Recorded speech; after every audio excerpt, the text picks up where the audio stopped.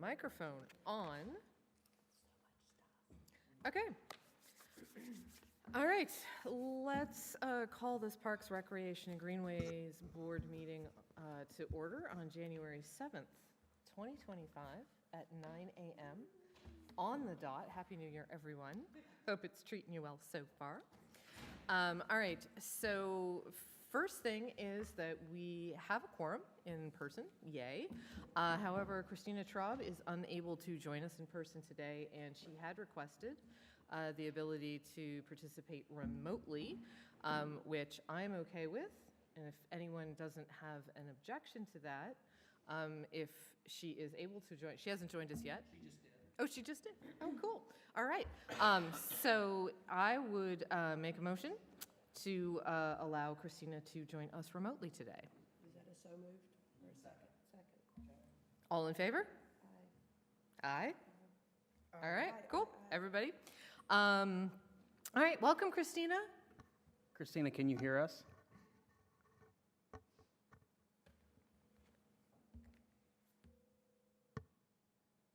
Christina, your mic might be on mute. Policy does say we need to be able to hear her and see her. So you can proceed for now, but if she's not on the next few minutes, you should disallow participation. Okay. I'm going to say, I see her microphone looks still muted. I don't know if she can hear us, but we'll give her a few minutes to sort out any technical difficulties. All right. Moving along to adopt the agenda as presented, we did make a small switch to move the capital improvement plan discussion ahead of the 2020 master plan discussion. If there are no objections, then I move that we proceed with the agenda in that order. Do I hear a second? Second. All in favor? Aye. Fabulous, thank you.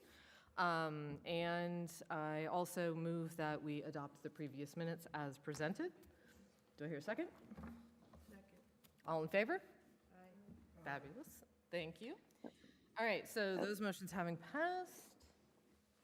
All right, Good. Oh, excuse me. off. Good morning, Jen. Can you hear me now? I apologize for interrupting. no problem, we can hear you. Can you hear us well? Okay. I am. Yes. Thank you. Sorry for the delay.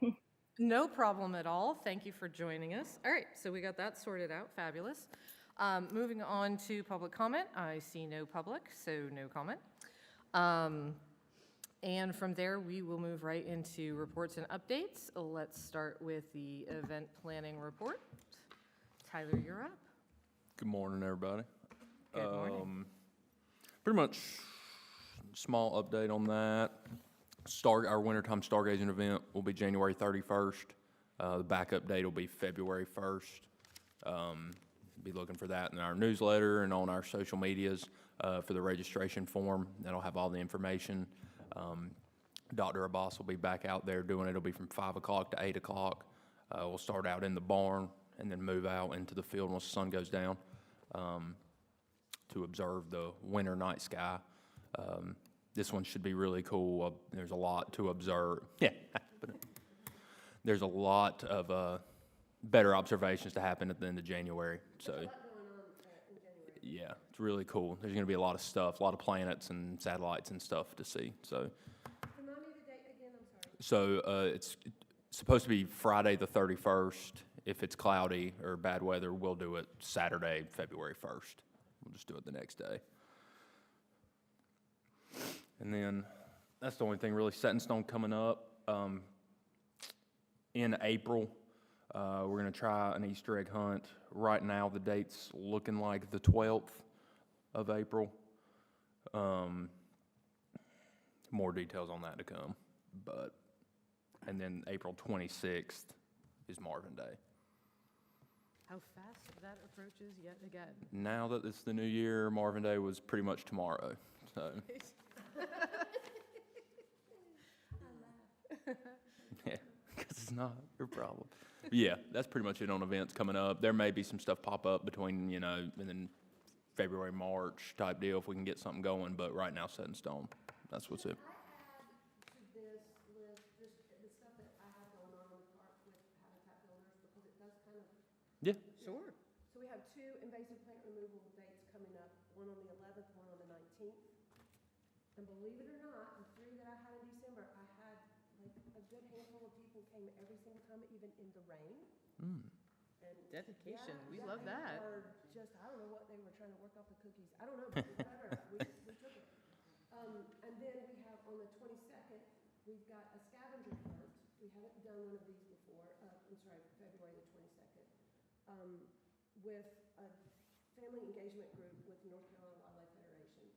And that registration will go, all of these registrations will be on our website, habitatbuilders.org. But the family engagement thing is going to be a small group, but it'll be at a park. And we'll look for acorns and pine cones or whatever they decide is on their bingo card. I don't Oh, know cool. quite how it works. And then we'll do a little walk around as long as, a 5-year-old will walk. I don't know. And that's Tuesday the 22nd? January? No, no, no. February I hope 22nd. it's on a Saturday. No, sorry, I was looking at a different month. Yeah. No, I'm sorry, it's not on the 22nd. I had to move it. It is on, thank you for mentioning that. It's on the 15th now. Yep, Okay. from 10 to noon. Okay. And all that's on our website.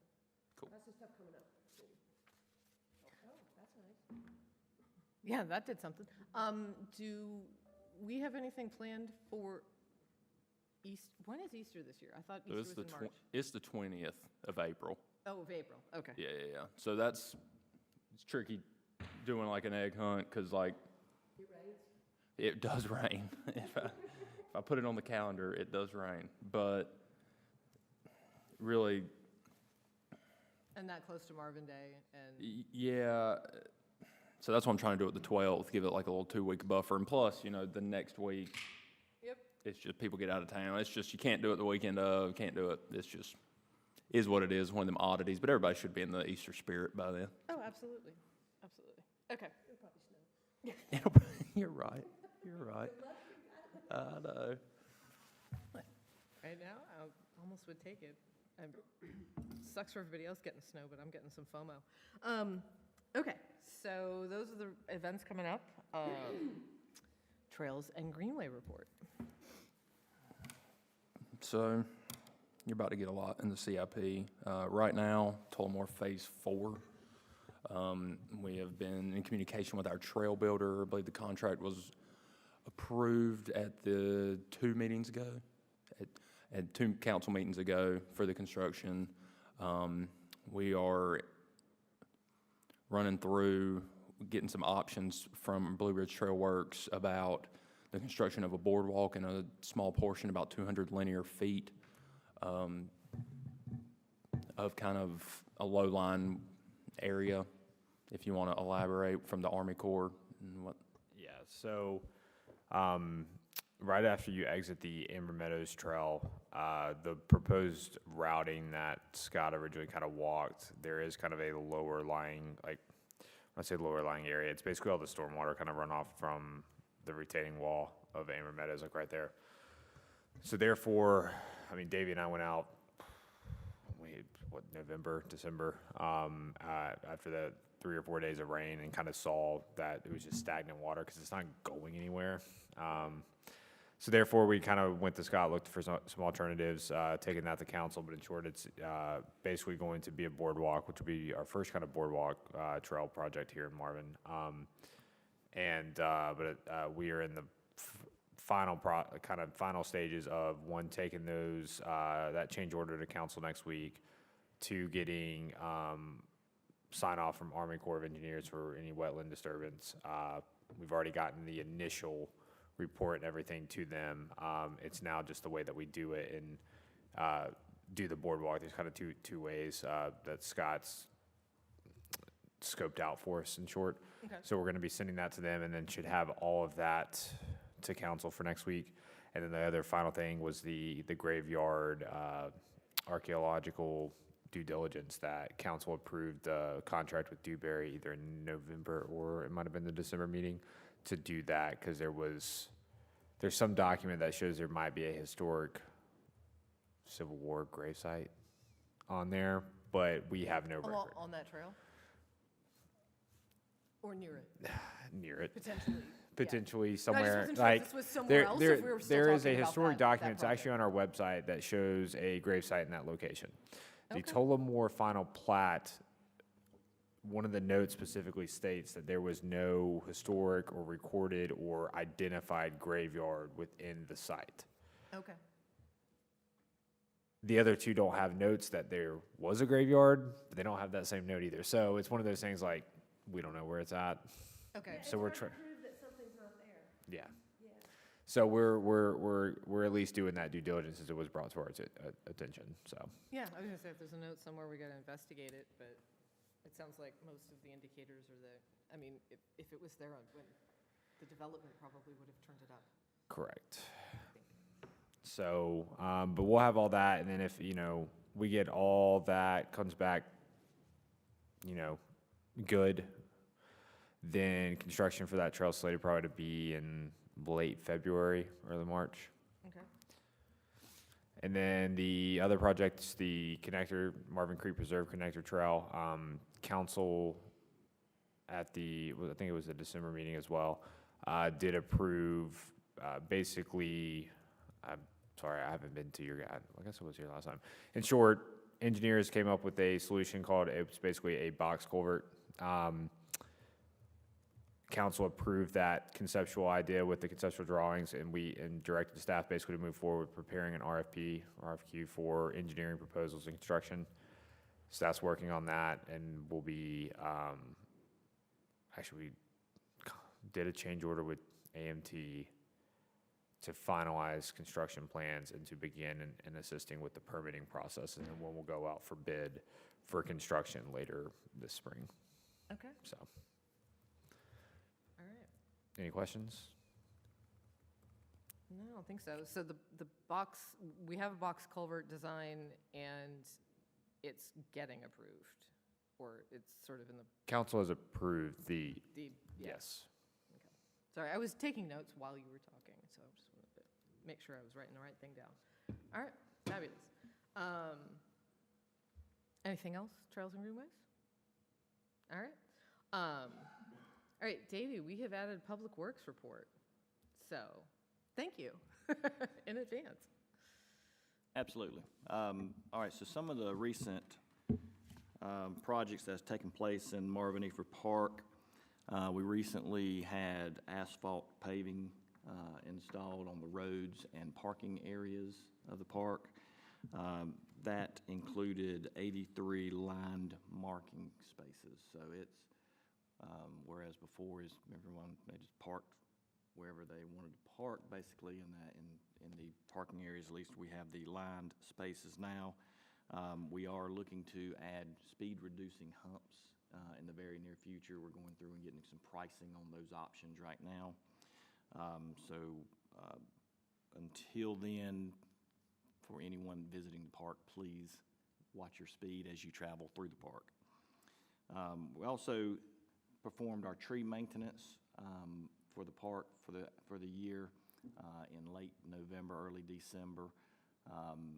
We had took quotes for tree companies come out and give us quotes for removing the dead wood in the trees. Two reasons for that. First reason, safety, especially the trees around the playground area and the picnic area. Also, it improves the health of the tree by removing the dead wood out of the trees. So we've recently completed that, and then we'll have another inspection done basically in another 12 months or so. Just make sure we're staying on top of that. Upcoming events for the park itself. I recently met with Christina here about invasive species throughout the park. We have been incorporating the removal of these species in our normal working schedule with public works staff.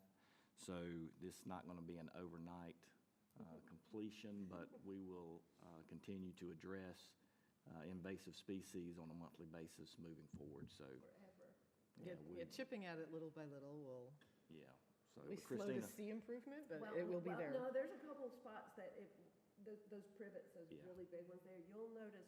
When they're gone, yes. Yeah, you'll notice, because it's going to open it all up. Wow. But I certainly appreciate you meeting with me and educating me on those invasive species and providing Best any. job I've ever had, that one, and it was nice. So, And then I left. we'll be working on that over, like I said, monthly, moving forward.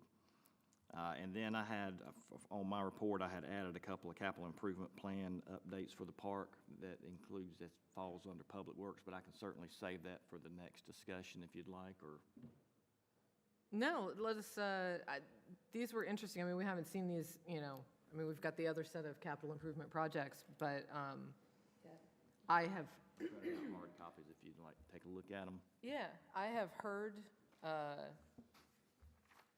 that we need an emergency exit for vehicular traffic. Yeah, and that's something we're in the process of, in the very beginning stages of studying the probability of that.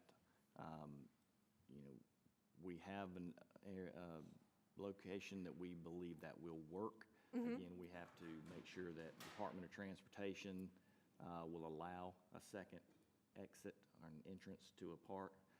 It'll be an exit for us, but they may view it as An exit an entrance. exit and entrance. So Don't we have to have a secondary exit in case of, like, emergency type stuff? that's what we're doing. That's why this we're for, doing it, but there's it's not a requirement from not a someone requirement else that we do it. not Okay. aware of, yeah. Okay. So we're moving through that process, and, it may take a few months to get approvals and engineering drawings and things like that, and bring it to council for their approval. Okay. And Davey, just to confirm, this is still that area we're looking at where the old gate exists, kind of up along the front roadway off the Cottage Garden Trail? Yes, sir. So it basically, the area that we've determined would be best suited to handle this would be if you pull into the park, the first parking lot on the left, at the very end of that lot, really, it runs into the walking trail, current walking trail now. That would be the exit point from there out to Newtown Road. And There's an old red gate old there gate that you can kind of visualize if you want to see where it is. Where it would come out onto the street. that's where we're looking right now, and we're in the very beginning stages of it, and hopefully we can work through this pretty quickly. Okay. Well, I'm sorry. I think it would have to be incorporated into the walking trail, so it would be again, only used during emergency situations and/or events. And so, So the walking trail's just a little wider there. that's correct. And so the walking trail is usually shut down during events, but we could work around all of that. Okay. Okay. And then the other one, restroom facility at the lower end of the park, if we are using more and more of the park for events? Yes, now that's something that's been on the CIP for a couple of years now. Okay. And we bring this before council, and, we have the ability, or we believe we have the ability to install a restroom at the end of the park.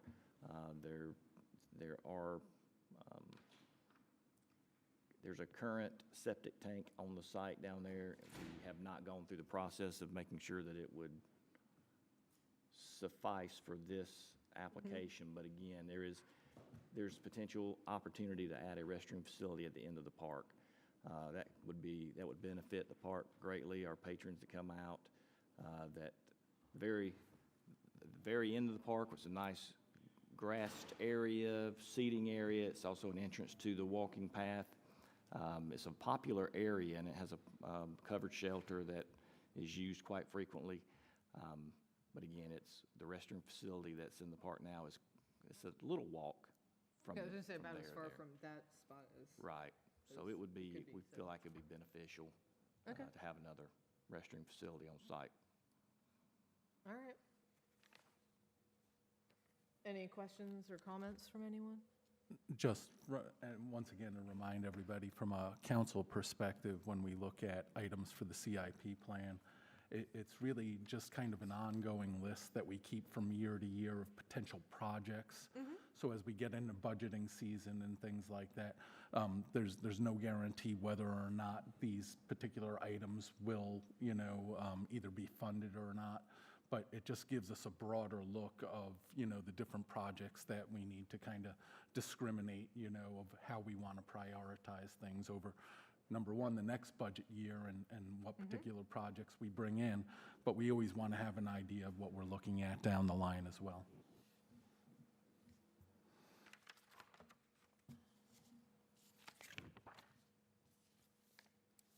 All right. If there are no,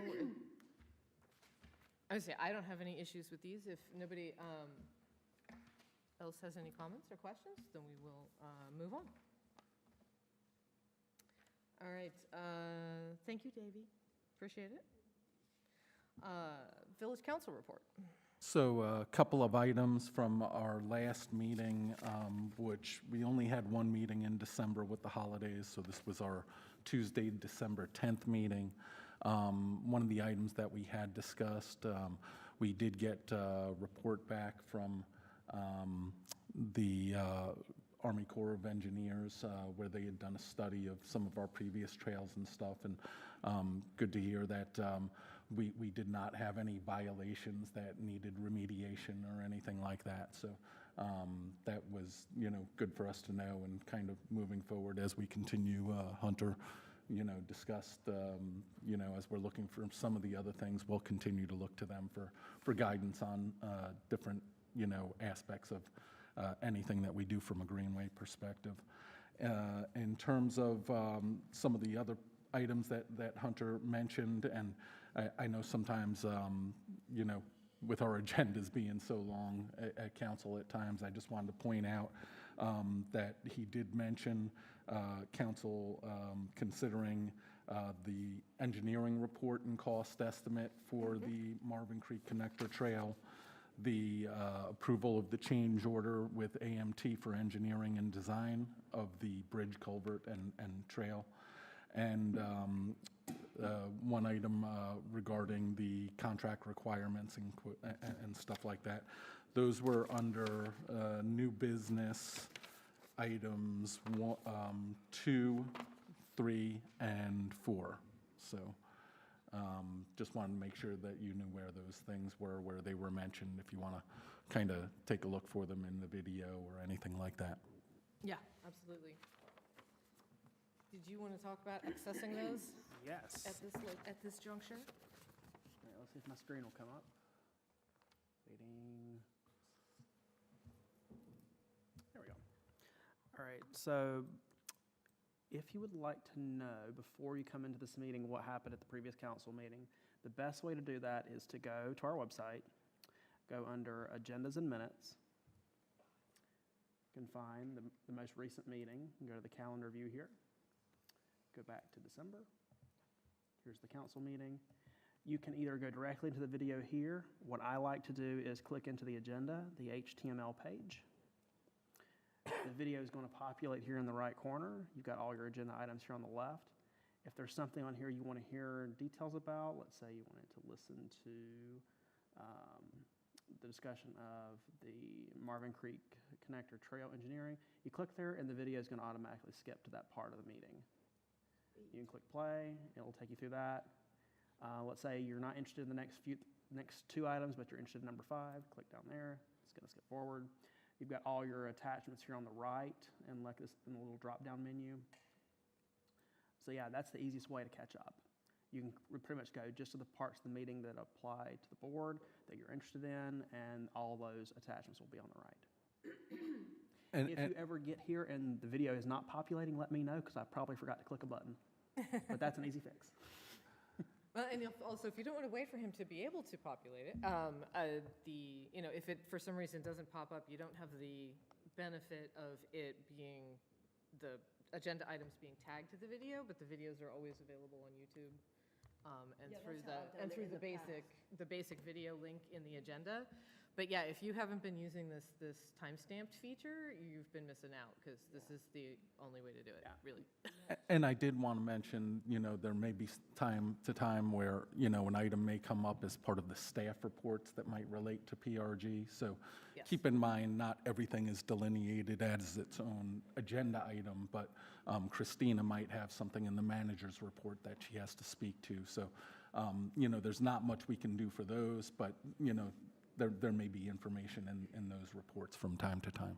Which is why we have you do the council report to help us catch those, and as we've, tried to increase the communication between the two. If you don't have an opportunity to look at them beforehand, John brings us that information and helps us know that, there was something maybe hidden in a report that we might have been interested in. But if you're ever curious, it's all there, and that timestamp thing makes it very, very easy to just skim through the agenda and figure out, oh, hey, I wonder what they talked about for that. Yeah, it's a really cool feature. All right, thank you, Austin. That was a helpful hot tip. Okay, so having gotten through, was there anything else, John?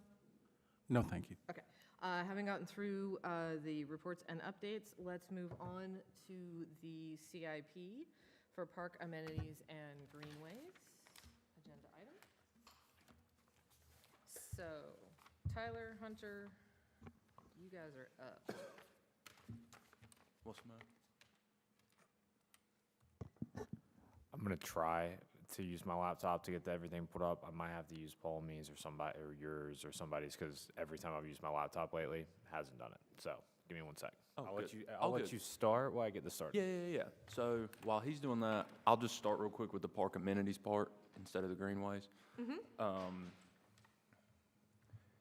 Hunter's looking forward, so he's got a really good, I know Jen, we had talked about, and Christina, about getting a good map, to show everything. So Hunter's done a really good job of like overlaying kind of our feasibility study we got onto the GIS, and it's a really like high in depth, and like you can really get in there and see it. We're up.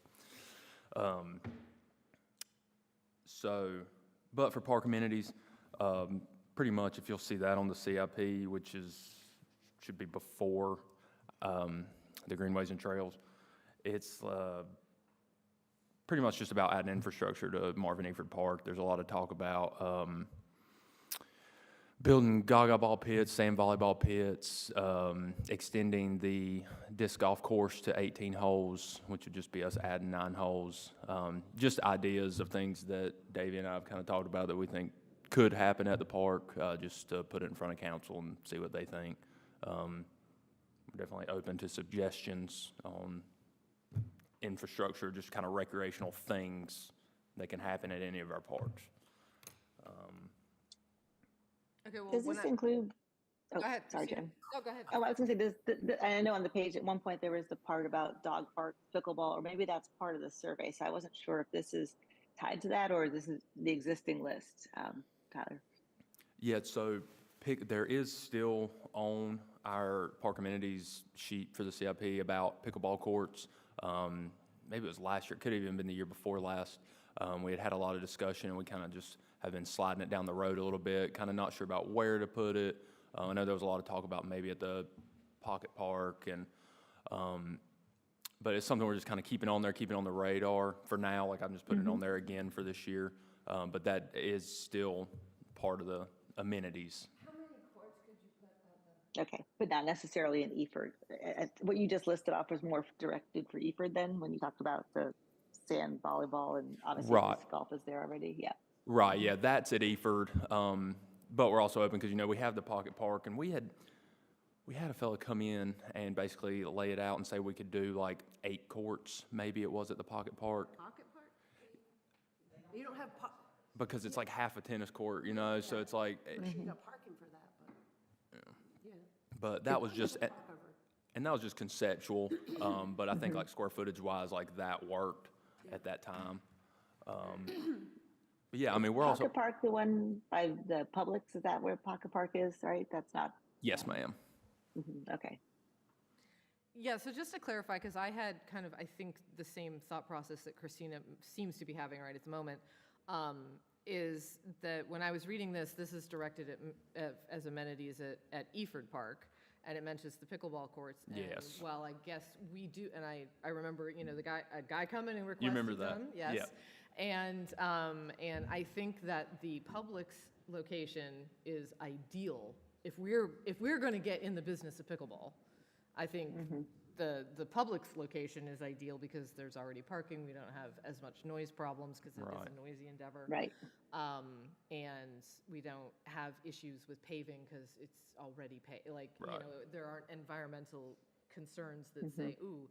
But as far as Eford Park, I would personally be really reluctant to put in the paving for pickleball. Right, yeah. So the yeah. fact that that's included here under an Eford. Yeah, I'm heading, going to clarify that. That, yes, exactly. I will So- clarify that. Yes, that was never an intention of Okay. Eford Okay. Park. Right, yeah. That's, yes. So yeah, so if we can delineate that a little bit more clearly, because otherwise it looks like we're talking about putting paved courts over at Eford Park. Otherwise, yes, as far as I'm concerned, unless anybody else has any comments on that. Yes, amenities. Amenities, just small, fun things. Yeah, small fun things that don't impinge Don't on the- require much and don't take up much space, just. Yeah, don't hurt, that enhance the park's, entertainment value without having. Hurting the environmental. Well, aspect. exactly, without hurting the Yes. environmental aspect of it. So, Thank y'all for handling that for me. How close are the homes to the pocket park? what was your question? Are there Sorry, what any? was the question? I asked how close the homes are to the pocket park Oh, no. behind it. Well, I don't know, you can't see them. I mean, I was that may about be to say, just I don't trees. know. So the closest home to the pocket park would be in Weddington Chase, and because don't quote me on this, there is anywhere between a 50 to 100-foot buffer initially between the back of those side buildings and Weddington Chase. That buffer extends, because there was 4 different type buffers when Marvin Gardens got approved, so that's why in the plans it would like be buffer A, B, C, it's all over the place. But with that being said, there is, I mean, I can look at it on GIS if you want me to, but it's over 100 or so feet, because it's at the front, on top of what pickleball road noise will help kind of break that up, so, but it's not like it's directly adjacent to a residential property. Is that your concern, noise? No, I was thinking, I was just curious if there was a thick tree buffer between where the courts would be and where the. There is. When you pull in Weddington Chase there, Right. there are a couple of homes along the left-hand side as you head into Weddington Chase towards where the clubhouse is and stuff. We'll just use Right. this. But it's not, yeah, I can show you here, I don't know why I'm turning around. I So got here's the, screen in front of me. here's the pocket park, that's the closest home. Okay. Oh, and they're on the opposite side of the street. It's on the other side of the street. Of the That should be road, yeah, fine. Okay. There's the I don't yeah. think you would get any noise complaints then. yeah, plus, you know, you have the highway right there, and Right. the noise from that is, really gonna be all right. Yeah, there's a lot going on right there. It's not quiet. Yeah, and given That's our. perfect. Yeah, I was gonna say, if we're gonna get in the pickleball business, go ahead, Christina. Yeah. No, I'm saying it's perfect. It'll drown the noise of the pickleball. So it will, I had no idea it was It so will. loud. Is that just Apparently, people it screaming? makes a lot It- of popping noise. it is. It's very loud and continuous. So yeah, Wow, sounds wonderful. Right? it is great. Okay. But it's a great amenity. I think that's a perfect location, but I do think that the idea there too is it kind of attracts folks, something we don't offer in the more passive parks that we have. So I'm glad to see it there.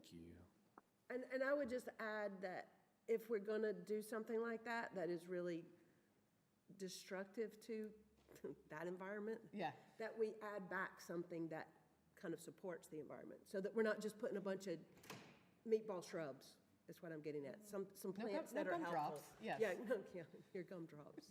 Yeah, okay. Not to bring up a sore point, Right. but yeah. Yeah, That we just think of our landscaping as something that is supportive, not just dead Yeah. green things. yeah, absolutely. Complain about that Well, more. at on length. that note, I would consider some seating maybe for people that just want to go and watch. I know Yes. when my in-laws are in town, they'll come and watch sometimes. Well, and if as we're this goes playing as a forward, we'll get an family. opportunity to, if that comes to fruition, we'll get an opportunity to dissect the details. But for right now, as far as getting this as the, like John said, this is just sort of general Right. wish list kind of stuff. just like Christina did, I had a little bit of a disconnect between Eford Park and pickleball, and that was, and, you know, so as long as we delineate that, then I think we're all generally in favor of low environmental impact activity amenities at Eford. And to the extent it becomes a separate item, I think, it's sounding like most everybody is pretty much in favor of pickleball at the Pocket Park. Because I remember previously we were like, I don't know what to do there. So many of the ideas that we've had have just not worked out. I mean, you can't make it a dog park. You will lose a dog. Yeah. Lose, Yeah. in the worst sense of the way. Yeah, yeah. There were other ways that wouldn't do that. Okay, so, all right, moving on to the other projects. One of them was our master plan effort, which I think we're obviously kind of in favor of. So, yay. We're pursuing anyway. And then the other park, Tyler, is the Heritage Pocket Park. This is the one, the little triangle over here off the roundabout? It's more than just a triangle. It's 2.25 acres that was donated as part of the Heritage at Marvin subdivision approval. We have not, it has not been formally deeded. That's something we got to finalize with Jones Homes to actually obtain the property, but it has been, the final plat's been recorded, so that is its own parcel. It's the same thing that we did with Marvin Gardens, that we have to do basically a property deed for exchange of property. But it is, it does include that triangle piece. Well, that's what I'm It's curious confusing. about, is because are we talking about the side that, the east side, like where like adjacent to Scott Lett's property, or are we talking on the other side? Like where exactly near the roundabout is That is a good question. this parcel? Because it is, the road, the new Meadowlark splits it. It's right here where my mouse is at. Okay, but it does include the stuff on the other side of the new Meadowlark. Yeah, so let me pull up. I've been having a hard time with this one, because if we were only talking, or to the extent we're talking about that little triangle that's adjacent to Mr. Lett's property, that's not That's a useful whole for anything. Like, I would just clear out the brush and make it healthy and leave it. So just to clarify too, that there is a portion, there is a portion of that little triangle piece that is, for a part that's got fact. The trees? Oh, you're talking about the other part. So this is above me. Not when I say above me, just above my pay grade, because I'm not an attorney. Okay, this part right here. So this is the 100-foot continuous buffer that is part of their approved plans, where they'll have their walking trails in. Basically take from this corner to here, maintaining that 100-foot buffer. This portion is the park, or the park being donated. This little sliver right here Yes. Yeah, okay. I'm is so a turned part around, of I that. However, there's another piece of where the old road bed, like, it's, Yeah, it's too bad this overlay doesn't, or the, the base map doesn't include the roundabout. yeah. We should actually have new aerials probably this year. I think the county updates them every 2 years. But so this little piece is technically part of this. But then there's another piece where the old road bed, I mean, it's a mixture, which legally, I have no idea who owns that. I don't think Meadowlark, I mean, so, Nobody seems to own it. I mean, so therefore, yes.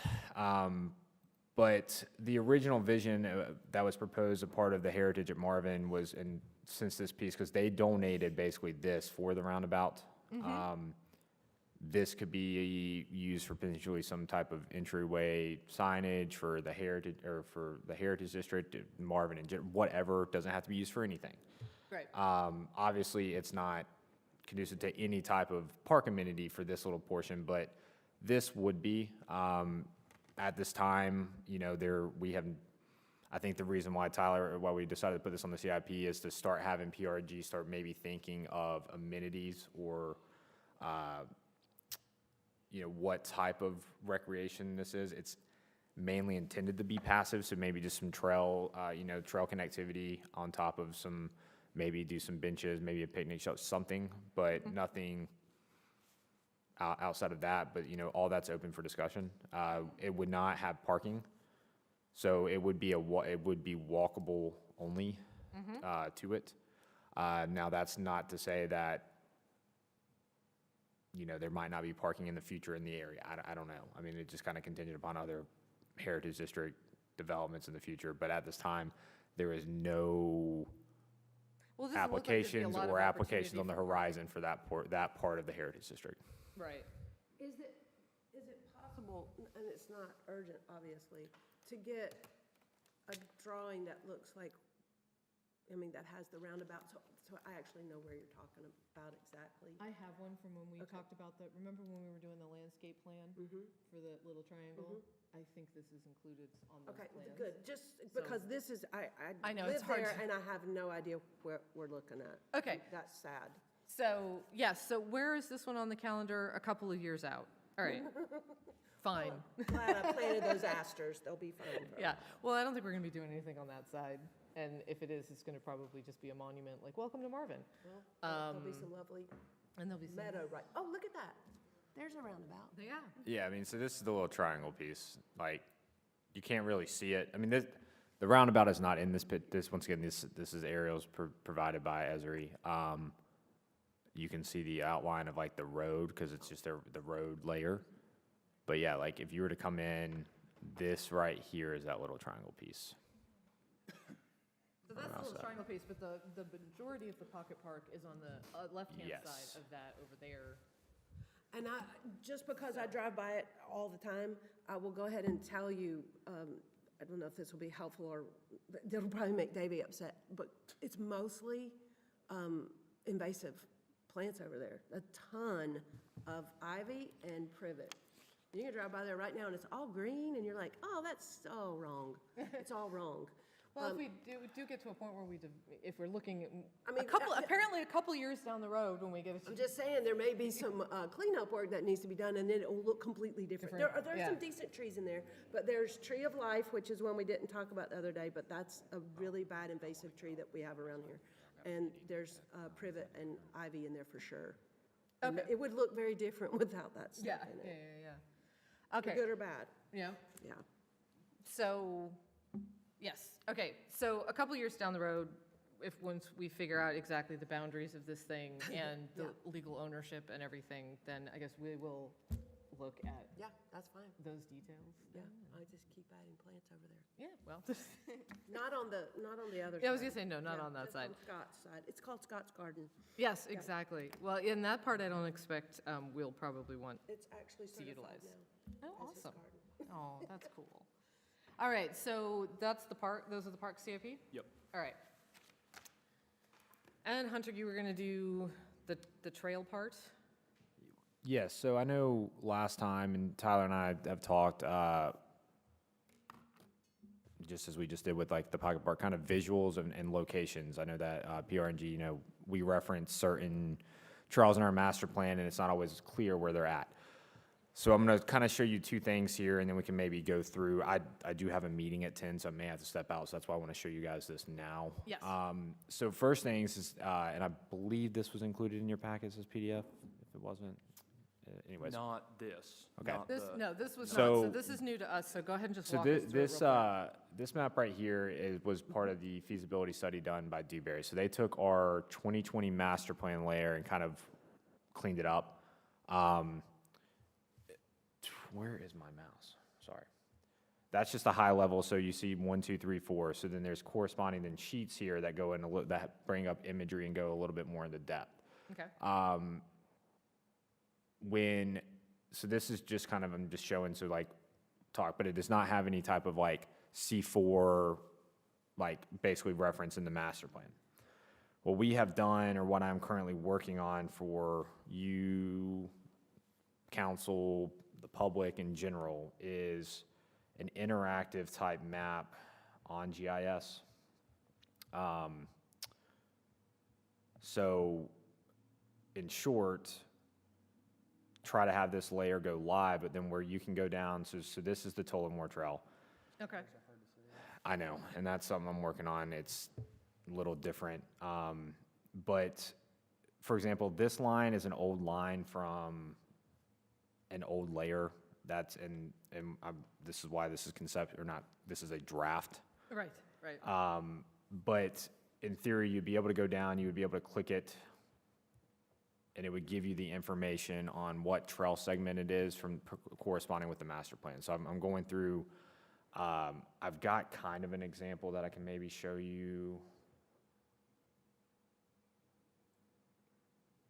I think this one will maybe be, we'll use this one as an example. So this was a concentrated one for our trails. Mm-hmm. But see, like you can see the colors, and then when you click it, Gotcha. it's existing trail, C2, Tullamore Phase 3. So so that's the information that I'm trying to merge now. Yes. But That would be helpful, because, I mean, unless you're walking it or looking at specific maps, you know, first off, just knowing where Tullamore is, you know, for some people is like, oh, if you don't live in that area, and then knowing which phase is which is tricky for us. So And- that and would be, that kind of thing would be super helpful. And mapping these is, so like, the original map I just showed you, like I said, that was done by Dewberry. So I took those layer files, and this gets all technical, and I'm not a GIS expert whatsoever. People go to school for that, and I've got base training from college. But with that being said, it's a very useful tool. Yeah. It's a very, GIS is very useful to especially display things, use it for presentation. I mean, the data that you can pull out of it. And so I took those layers provided by Dewberry from that mapping, dropped them in. The problem is they're called line files, so there's no data tied with them. Right. Meaning, like, on this one, it's not a line file. Like, when you click it, it's got info. data. When you click the other ones, it just says like line and kind of has like the linear footage. So like, I've got to go into that line file and put data into it. So hoping to have that, you know, for public, like when I say publication, like on our website, whatever, hopefully in the next month or so.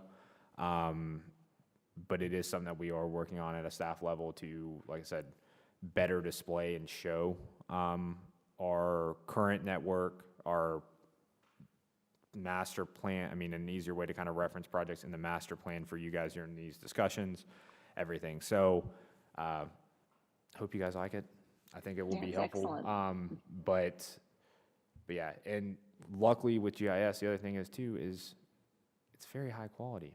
You can literally, if it buffers, but you can, I mean, Yeah, it's so great. you can I like the go surface in. piece too. Yeah. Yeah. So, I mean, like, these are very, very, I mean, pretty much should be on top of the existing paths where they're existing. They're pretty close, yeah. Yeah. The little bit of wiggle tells us that there is a trail there underneath it. So, okay. No, that's super helpful. And then just because we happen to be on this page and it's on the trails, if you scroll back over to, that's the TOA thing that we're talking about, is it not? Yes. So where it says potential, that lateral line that your cursor is on right now, that is the TOA connector. Correct. So in the, and I'm going to try to hit this very high level. In the master plan, I believe it's C1 is, it's like the Tom Short connector or trail, and it's a proposed trail, if you look at the master plan, that basically like runs like in here, but never connects with anything. Greenways are about connectivity and trying to, connect neighborhoods, all that stuff. And so basically what this is kind of an amended C1 per the master plan to connect, because basically the master plan also had this Towns of Audrey as potential parkland. That's not really on the table to my knowledge right now. That's stuff that previous staff was having conversations with Pulte on. It got, when I started with the village, I tried to figure out what happened in the past there and where we were at. Got turned over to the HOA, and I think that we were lucky to get this easement. I don't really want to put, that's something maybe in the future that we can discuss, because it is floodplain. There are wetlands. It would be a passive park. It would basically just be these trails anyway. Yeah. And so with that being said, I don't know why we would want to potentially maintain the land. if we can just get the easements to do these projects. So this connector, once again, was something that the HOA or a few of the, an HOA member of the towns at Audrey, when I say requested, it wasn't like a demand, it was like, a wish of theirs to have connectivity. And like I said, previous to me, I know that there was talk about doing connectivity from the Amber Meadows Trail up to like the commercial area here. Our thought with doing it this way is some of the concern and some of the complaints that we have, which once again, this is not in the village of Marvin, so we don't have any jurisdiction here from law enforcement or even zoning. I think kids hang out back here, shoot fireworks off, maybe drink beer, I don't know. And so having that trail connectivity right there, we didn't Right want, to that parking you lot know, probably didn't feel good. Okay, yes. so bringing it up where then you have the residential kind of connectivity is something that, just once again, more eyes, all that stuff. And I mean, that's what, safety is kind of, our main goal, especially when we do these trails as well. This is contingent upon basically though them annexing. Because I don't want to speak for council, but based off the conversation that we had for this portion, which is a greater connection of two Marvin neighborhoods and our current trail network, this benefits them mainly. And so those conversations have began on annexation, and it's something that if this project kind of gets approved or in the CIP as it's being presented by, or recommended by staff, then that will be kind of staff's first step over the next year is to work on at least getting them to annex their common open space, if not a majority of the, if not all of the homes. Okay, all right. That was one of the ones, I mean, the rest of them are kind of all on the, Greenway master plan. It mapped, if you look at the, S1 and C4 and whatever, you can kind of find them, but that one is obviously not on there. So since you were on that page, I wanted to clarify that that was in fact what that was looking for. But I see on the CIP proposal that it's 3 years out, 3 fiscal years out, so. So I just turned the layer on that was from our master plan. So this little green line right here, the one that goes along Marvin Branch, Yes, was that C1 in the master plan. okay. But see how it doesn't connect to anything? I think it's talking about connectivity to the future 6 Mile Creek Greenway that's on the Mecklenburg County side. But it's basically, like I said, taking this and moving it here, well, not here, but where I had it. Well, basically, so part of that is already completed, though, the part that was in yellow. Correct. So And it I'll kind go- of goes, yeah. So it goes from the street and it just kind of peters out in the back there. So the part that is in Marvin, we could complete the part in blue that connects Right here? the pink and the yellow and just not connect to towns at Correct. Argue, right? This port that says pending, that is Tullamore Phase 4. That is Tullamore First. That's Yes. okay. See, this is why this is So yeah, from helpful. here to here is Tullamore Phase 4. Okay, This point to the towns of Audrey is the town of Audrey's connector in the CIP. beautiful. And sorry, once again, it's how the lines are mapped and the data in this. So I can't change the color of this one without changing the color of this one because I do have it classified. Not a So- problem, but like that information, I mean, obviously, these things are gonna come back in front of us in future times, and who knows if, we'll all even be the same people sitting here, but at least for us, for now, when these come back, we have a clue as to what these things are relating to. So that's super helpful, and like I said, the Townsend Artery connector is really far out and based on annexation. So, And just, that's where Andy's is, right? Correct. yes. Okay, that's all you needed to say. Then I knew exactly. Want to I get into forget what it Andy's? was, kept saying, I Yeah. just need a connection to Andy's, I just need. Wow. But then since like I said, I got about 5 minutes, so I'm gonna real quick Yeah, blast through. go through these and show you where they're at on the map, and then I'll turn it over to Tyler for any questions, so then because I'm gonna have to step out. So I'm just gonna go straight down the line of the CIP draft. So S1A, Saddle to Newtown, that's part of the Marvin Loop. So that's basically from here on Marvin School Road here, right outside by the preserve, running down by Village Hall, down Newtown Road, connecting with the existing portion here outside of the preserve, the little 8-lot preserve there, Golden Bell, I believe, off of Marvin Road. coming down to roughly right here, based off of feedback received during the public involvement process during this in the early stages. The original proposal was obviously to have it go to Saddle and stop. That's where the funding, that's what's been funded. However, once again, based off of public comment and stuff received, there's an existing portion on here off of Woodcliff.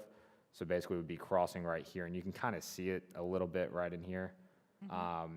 So we would do a crossing, and then that project stops here. So what's in the CIP is basically the right-of-way acquisition next year, and then beginning construction the following year and completing construction. Any questions on that one? I'm going to hold questions because I Okay. know you've got to, so we'll just look S2A, at the locations. Waxhaw Marvin, Newtown. That is the first portion of the Waxhaw Marvin Spine Trail, which basically would be, once again, it's intended to kind of be on this side, but side of the road is one thing. But basically running from the roundabout down Waxhaw Marvin Road. Broadmoor, the developer, has installed their portion already along the front of their development along Waxhaw Marvin Road and down Stacy Howie. So this basically would be to connect from here at where the Broadmoor Trail is completed, or the developers finished their portion, all the way up to the roundabout. 6 Mile Creek, oh no. Oh no, what happened? Where did we go? How are we in? That was an Yeah, I aggressive was like, scroll, we're in man. Texas. Okay, sorry about that. Oh, what is going on? This- No, it's, Somewhere warm, people. Not Texas. Africa. You wanted warm? Haven't been there. give me, At least we were coastal, that was nice. yeah. We are really getting aggressive with the annexation aspirations, guys. We're taking a new continent over. So C4A, 6 Mile Creek, Joe Carr Road. C4, so this is the estates at Marvin Branch that Jones Homes has completed off of Joe Carr Road. They granted a greenway easement. You can kind of, you see this little, that's their silt fence line. But basically the greenway easement that's been granted it runs kind of, just pretend it's that. I know that's not exact. But then it comes up and then goes around and then actually stops at the property line here. It does. Once again, that easement goes to the property line for potential future connectivity. We're not seeking that right now. However, we have had residents of the estates of Marvin Branch that want this trail. They actually even want the connectivity with Marvin Creek, but once again, we're going to let them initiate that compared to, just based off of, previous projects. Yes. With that being said, what we have done is we've requested an easement, so their mailboxes sit right here, and there's a sidewalk in the subdivision. Basically, we are getting an easement from the mailboxes to the platted easement Okay. to then basically and it would be a continuous loop. So there's a dead end right here, or like, I would have to pull out the plat, but in short, you would have a trailhead right here. Okay. You come around, And then we connect back to the entrance monument. correct, Yeah. with still potential future connectivity either with the Sage at Marvin or Marvin Creek in the future. So that's why that project's on there. Once again, it's prioritized because it's been requested by 3. I've had 3 individual residents in that neighborhood call about doing this So, project. yeah. Hunter, is that considered an HOA maintained trail, or is that going to be a Marvin trail? It would be a Looks Marvin like it's- Trail. Okay, Okay, they're just giving the land, okay, or the access to it, or, but it's part of their community? I guess I'm just trying to understand the difference in that versus like a trail that's within Marvin Creek or any other. well, established Marvin neighborhood. Creek's theirs is HOA maintained. This easement was deeded or platted, dedicated to the village. So Got it's a it, okay. portion, it's a greater portion of C4 per the master plan. It's just, so it's low-hanging fruit since we have the easement. It's being requested by the HOA, and then, like I said, we do technically have an easement on, I'm blanking on that subdivision's name, but Elysian Fields, yeah. So once again, all part of the master planning process. It all comes down to if we want, building these portions at a time. And that's why we requested this easement to connect, to have a loop, where then if we don't get that connectivity over time, at least it does provide some type of internal loop for the residents of the estates. Yep. Real quick, Wheatfield, S1B, Wheatfield to Drive, the saddle is basically the final portion of the Marvin Loop. So as mentioned, the current funded portion ends here off of Woodcliff. Basically, it'd be to connect from here down Marvin Road to Joe Carr to Wheatfield, where the Marvin Loop existing portion is. Once again, no idea, it's conceptual, no idea on what side of the road, any of that stuff. It's just the route, the generic route. The Tom Short Road, Marvin School Road. Tyler, that's the one, C3A. I still don't know what this one is. Was that the one for Canterville It kind Creek? of just looks like all of, the way it's worded, it sounds like all of C3. Like, I don't know what the A part is, like what fraction of it is. That may be, was that the project going through Canterville Creek? That, yeah, I'm trying to get to my little thing here. Yeah, I think it's the one that goes through from Tom Short through the soccer field, through Carenfield, through Yes. Wyndham, right? Correct. There was talk with Canterville, you can kind of see it right here, actually. It's basically this. And It's just that section or the whole thing? it's this to Belmont, I think. Okay. Which this to here is existing, and it's HOA maintained. Okay. But it would be to basically have sidewalk connectivity to the fields. I mean, this was all conceptual talk with I don't know if she's still on the HOA, a previous or current HOA board member of Canterville Creek approached Tyler and I about this time last year, and it's been something that maybe even longer than that, but it's really hasn't taken off because it was more of looking at too of like utilizing these fields for program, I mean, all kinds of stuff, but that's why it's kind of further down the line on this master plan, or sorry, on the CIP. Okay. Other than that, I think that's, and then we already went Yeah, over we the did TO the- connector, so Yeah, we did the TOA corrector, and at this I'll let- point, everybody should be pretty familiar with Marvin Creek Connector Trails location, so. yeah, I'll let Tyler take over if there's any questions, and then I've got to go step out into another meeting, but Thank you. if you guys have any questions or want to see that map, just let me know. That Dewberry map, I'll be happy to send to you guys, just so, because that's something quick. It doesn't have the numbers, but at least you can kind of get some, compare it with our master plan, so you get a little bit better visual. And then, like I said, hopefully we'll have this GIS layer and stuff live, hopefully in the next month or two. All right, All right, cool. thank you. Thanks, owner.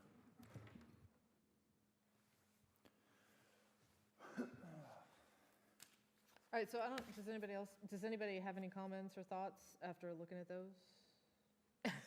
I mean, helpful to see them on the map. And that'll go in, Yeah. like, that interactive map right there. I know, like, how we had talked about getting a printout and everything. That was kind of like putting that in front of y'all, seeing what y'all thought about that one in particular, because there is, that could be a way that I would print it out if y'all thought that was a beneficial way. I mean, like, the interactive thing's gonna be great, like, where you can click on it and see and all that. I But think as for far as a personal true reference, yeah, printout, Yeah, the personal reference, the interactive function will be great. Like, I mean, if we're at home and, whatever, I still think that a giant printout like like a zoning map like the zoning map size.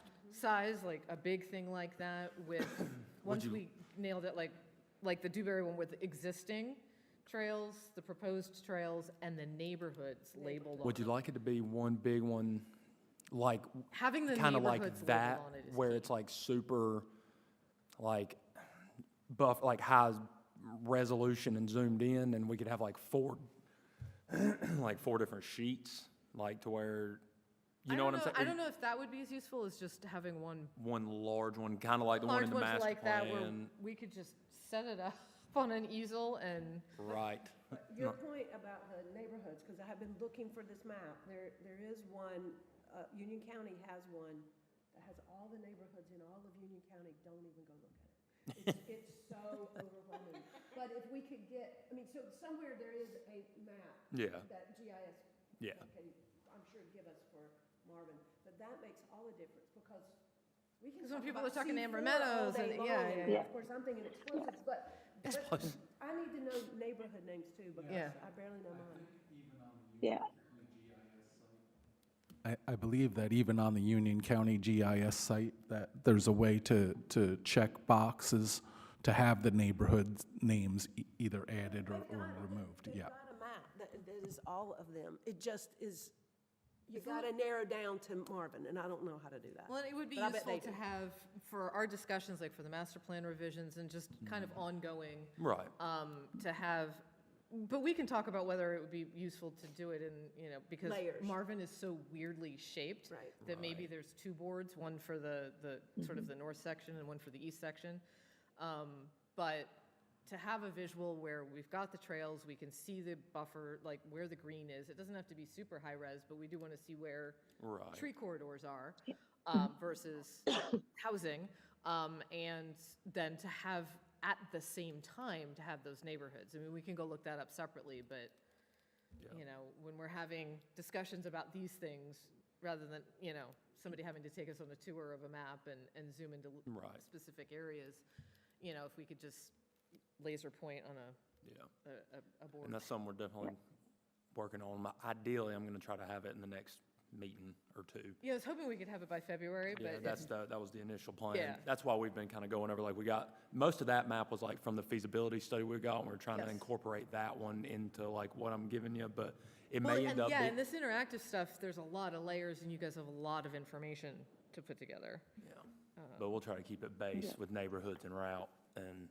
Yeah, Tyler, I was going to ask you, it looked like maybe that's what you're still working on, is the HOA-owned greenways or trails? I mean, I saw that was like a pink legend. Is that still being built? Because I think that's important to know, where existing ones that the village doesn't maintain.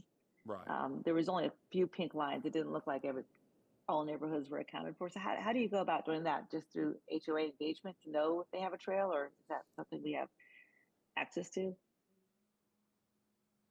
Are you asking, like, how do we know who maintains which one?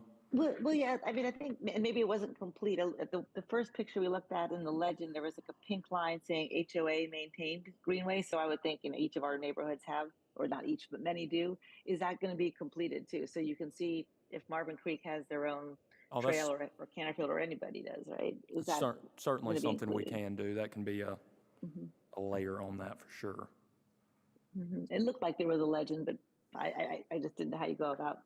I think that makes the kind of the discussion you had in the newer neighborhood, where the easement was there, and that we're going to put a connector. So just to see the potential connections to existing HOA trails. Yeah, we can get that going. Yeah, I think what she's getting at is the difference between, there are two, I don't want to speak for you, Christina, but you bring up a point that makes me think of, there are a couple of distinctions that maybe just based on color coding would be useful, is obviously existing versus proposed. Right. So light, dark, dotted, solid, whatever. But then also HOA maintained versus Marvin maintained, and the two could overlap, right? I mean, it could be a proposed one that's going to be HOA maintained, and it could be an existing one that's HOA maintained, and vice versa. So obviously, not to overly complicate it, but as much information in one visual data set as possible would be helpful. Christina, did you have any comments on the CIP issues? No, I think that was very helpful to walk through here, and we're Okay. set. I had a couple of thoughts and comments. I'm just going to throw them out. I mean, obviously, so for the Towns of Ardrey, annexation is contingent and it's way out there. A couple years out.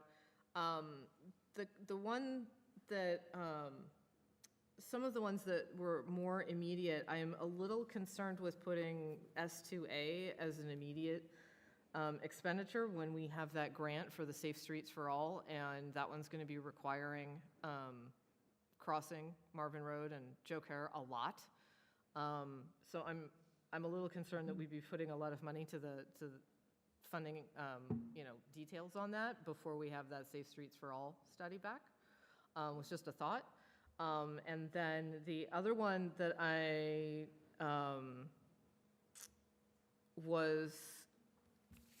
had a question about is the S2A to Broadmoor. That's also right in the immediate fiscal year, but a lot of that is heritage at Marvin, so should we be putting a lot of money into studying that and developing that when those developers in the intervening spaces might be putting that stuff in for us? And it will be part of their development plans. So you're talking about right from where the roundabout is? Yeah, the connection from the Existing roundabout to from there, Broadmoor. because it's Because- undeveloped property right now. Yeah. Why would we invest in putting something there that might be part of a development agreement? Yeah, Yeah, I think that's part of what will be considered Yeah, so I just. from the a fact that council it's- standpoint, because, Yeah.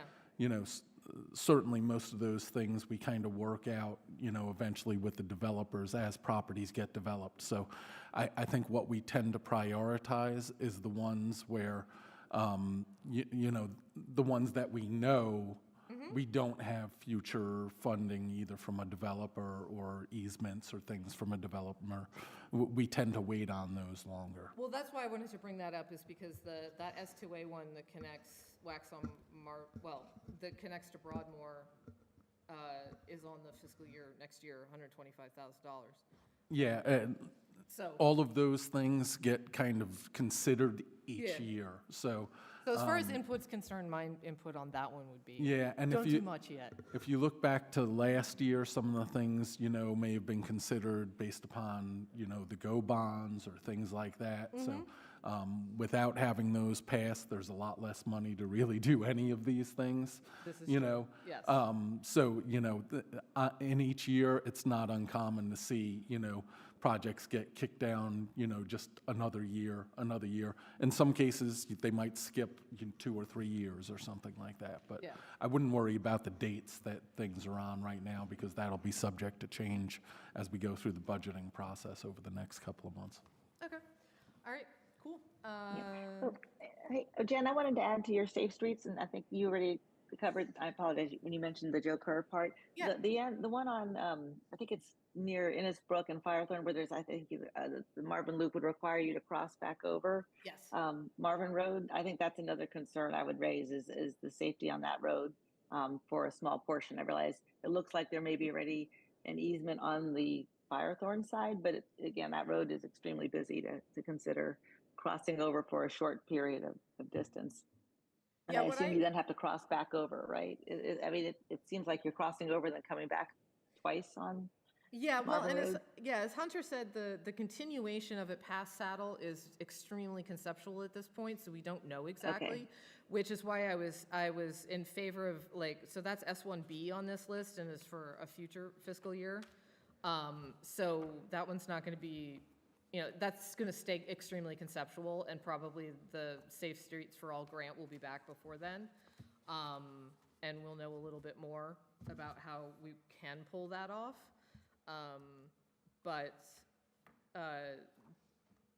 And I hear what you're saying about crossing over on the S1A. If that becomes a problem, though, we can move forward on the rest of the project. I mean, that's a big project from all the way, from Village Hall Yeah, all the way there's up more to to the be area. done. So we Right, could stop yeah. short of that crossing, Mhm. and deal with that when we know more.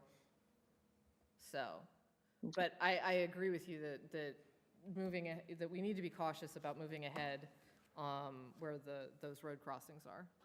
Yeah, but one And I'm thing sure that I, council's one considering thing that I as would well, also yes. consider too, is that crossing or not crossing also kind of, you know, inevitably makes the determination of who's even connected to be able to access it. Yep. So, you know, if you're gonna have a lot of folks from the west side, whether it be, Woodcliff, not Woodcliff, the one right next to Firethorn or Mm-hmm. the other ones, you know, those people to access it are gonna be crossing that road anyway.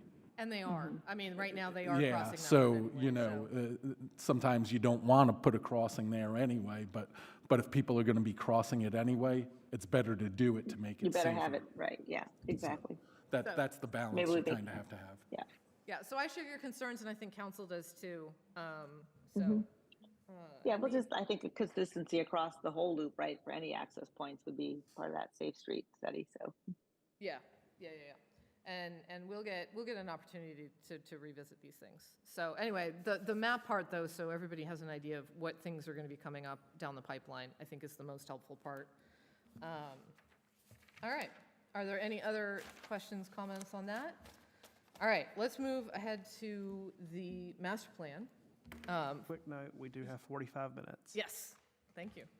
And hopefully we'll put those 45 minutes to very effective use. All right, so in advance of this meeting, you guys were given we appreciate your submitting your thoughts on what the purpose of the master plan and what effects that you'd like to see it have on the village or when implemented. Let's just be positive about that.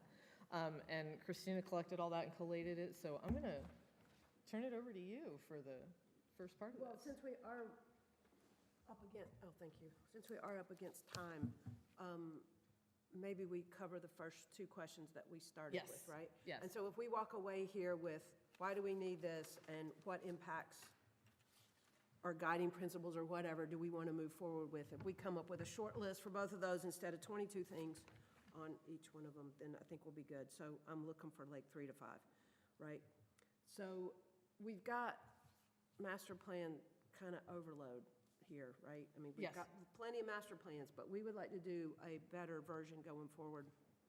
And so you all sent a lot of information. And the reason that the list is so long is I didn't want to leave anybody, I didn't want to summarize it for you kind of thing. So I just put it all on here. But I do think I put it in kind of order groupings.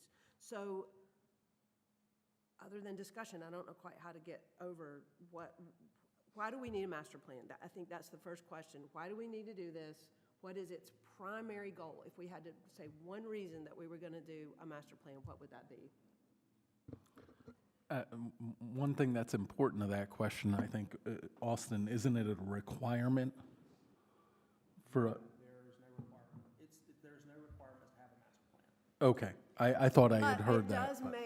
It does make any study that you want to do and any grant you want to get easier if you've got this to go back. Studies help you get grants. It shows you've already done your homework when you're proposing a project, but there's no legal requirement to have a master plan. Right, so there's no legal requirement, but there's like, It's great to have one, but you're not penalized if you don't. good, okay, so we don't have to do this, but we're smart to do it. Correct. And it also focuses us all into the same direction theoretically. The intent is to have a consistent vision beyond individual boards, beyond the tenure of individual board members. So regardless of who is in these chairs, we all have a consistent vision, and we know what the thoughts of the previous board was, and we know where we're going in the future.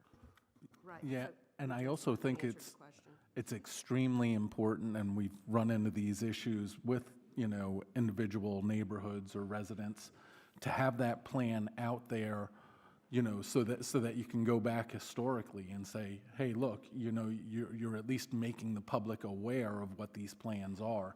And, it helps to lessen the potential issues that you have as you try to implement things down the road. I think that's an important. Well, and one thing too about a master plan, it should be kind of not a static thing. As much as you can make a piece of paper dynamic, it should at least be general enough that we can move with it, right? Or it moves with us. That's better said. So it's not like on February of 2026 we're going to do this. It's not like that. It's more we're moving in this direction. So it's more fluid. And it'll last longer if it is. If it's very specific, it doesn't last as long as you get it printed, So you just said consistent vision beyond whoever's on the board, and as a reference to anybody who lives here and moves here, because we have constant in and out of here, so mostly in. So those are, and we've got long-term planning up at the top of the list. So other than that, for very general, does that kind of cover why we need this, those topics, or do you have another So when I was 'Cause looking. I don't want to get into I'm the one that put erosion control management. I'm the one that put that level Yes. of detail. Well- That is not that's why we need it, but that's not the top. But top. so when I was looking at this, kind of like you said, you sort of grouped them Yeah. by Well, I sort of. just grouped them by person. Right, and a little bit by topic. So you can tell I have a color-coded, she can see, I have a color-coded version here. So, She used all the colors. well, so I came up with, over this entire list on questions 1 and 2, I came up with 8 overarching concepts. And the very first one is the long-term planning, which, in the absence of a requirement that we have it, that's really, I think, probably the leading reason that we need one. But And- long-term planning, no matter who's sitting here. I mean, Exactly. It's hard to remember, or maybe it's not, that the council, any of these boards will not be the same year after year after year. And so if you don't have something to go back to that's useful, then you. Well, and so long-term have this planning was conversation. listed as number 1, but also number 3, 4, 5, 19, 21, and 22 would all be bullet points under long-term planning, like if we were giving direction to a vendor, that long-term planning is our main goal here. And then we can eliminate as 22 items in this list, those 6 things, but they could be sort of sub-bullet points under that for the continuity from board to board, which is one of these items somewhere. I wrote it anyway. Yeah, I was gonna say, I know, I was gonna say, it's in here somewhere, and anticipating future needs with regard to annexations, consistency across projects as they come online, and number 5, continuity across board and council changes. So I think that, as I was sort of trying to mentally group them, the long-term planning one accounted for a great number of these that I think we all kind of came up with individually with different words. The second one is ways to facilitate implementation. So under that, I had, aspects like facilitating the grants by having it, and facilitating partnerships with municipalities and whatever. I don't know that we need to have those as a stated goal, like for the vendor to outline, like if we're going through chapter 1 and they're like, these are the goals, because those are kind of automatically an offshoot of having this. So it's a reason to do it, but not necessarily a goal that we need to state, like, this is a parameter when we're considering stuff. It's just by virtue of having the plan. Yeah, exactly. That those goals are kind of already met. To me, number 1 is very large, overarching goals. Yes, Why are we doing this, yes. right? Yes. Why have we done it in the past? Why are we doing it now? Why are we Right. doing this? So I think that making it easier to get grants is one reason that we're doing it. But I don't know that we need to state that as a No, reason, that because it falls just, under long-term planning kind of thing. it's just sort of an offshoot of actually having one. The other category in this first section was defining so I think this gets to what you were just saying about it being flexible, is defining the character and what we want, that we consider desirable. I thought you so were going to that it say the could be- baseline, but we need to do that too, right? So that it could exactly. be The future. applicable Yeah. and flexible, so that we're establishing, these are the parameters of what we think would be beneficial, what they look like, what they consist of, so on and so forth, and establish sort of a framework, as opposed to, like you said, a hard, it's not a hard schedule, it's No, not, that's not. it's not an inventory, it's a guideline, a framework. But to that point, and we've been talking about this today, this idea of having a baseline of 2025, can't believe that, what we look like today, Yes. you can't talk about the future very well if you don't have a decent baseline. No, and I think incorporating. And that has not been the past Mm-hmm. master plans, at least when I go back to them. I don't see a baseline what I'm talking about for a baseline. Which would be, what do you think they're missing? The trails that we have, we Mm-hmm. kind of have that. The neighborhoods, where the schools are, the basic stuff that you think you know, but you don't really know, because I Right. still don't know where Tullamore is. So without driving around and look at monuments, I don't know where all of the neighborhoods are, and I've been here 6 years. Right. And I'm sure that somebody new coming in feels the same way. We talk about all these trails, we talk about all these neighborhoods, we talk where this and that is, but if you don't see it, it's hard to put it to organize it. Anyway, so having a baseline, which we're talking about, we're gonna, Well, and I guess one thing that I'm wondering though is some of these baselines, you know, we're talking about here focused more to PRG. We also have, you know, a more overarching Village of Marvin master plan. And I believe that I've seen a lot of the things that you're talking about, you know, as far as baseline maps and things like that in the master plan itself, correct, Austin? To be honest, I'm a little lost at this point. She's talking about kind of baseline maps and things like that that show where schools are. I know I've seen those in our master plans before, maps where they kind of plot out, here's where the schools are, here's where potential areas for parks could be. There are a lot of that's maps. talking about, yeah, I'm just saying, this is what we have right now. A baseline of this is what we have, this is who we are today, 2025, and we move forward from that. Yeah. It's just things that we've been talking about today, not just about trails, but I was also considering population density, where people live, how old a neighborhood is versus, this one versus that one, the heat map information that we have from Keith, all those kind of things that just give us this is what we look like 2025. And where we're, because I would love to see that from not the 2020, the one before that one, I can't remember what date. 2008? Yeah, I would love to see that information from 2008, just as a comparable. And maybe that's just me being a data geek, but. Yeah, but I'm thinking some of those things that you're talking about, I think are much more appropriate for a master plan than specifically what we're trying to do with PRG, so. You want to be careful that you don't put too much in, because of then course. you lose sight of your main track. So then maybe I'm a little confused. Is this only for parks? So this is Parks and Greenway. This is Parks and Greenway. So just a master plan for parks and greenway? Correct. This is to guide the future development and maintenance upkeep of parks and greenways. So I would still want to know where neighborhoods were, and I want to know where people live, right? Because of access to those parks. If a whole lot of people live here and there's no, let's just say there's no trail there, that makes sense. And I would definitely want to put the heat map stuff from Keith, because we have it, in. I mean, that just exists, because to me, that's about tree cover. Well, I definitely think that so, I mean, it's a Parks, Rec, and Greenway master plan, and I think it needs to hit all of those topics. Parks? So the previous plan was not called a recreation plan. That was not included at least in the title. And I would encourage you to, I think you guys are getting very, very granular, which is good to a degree.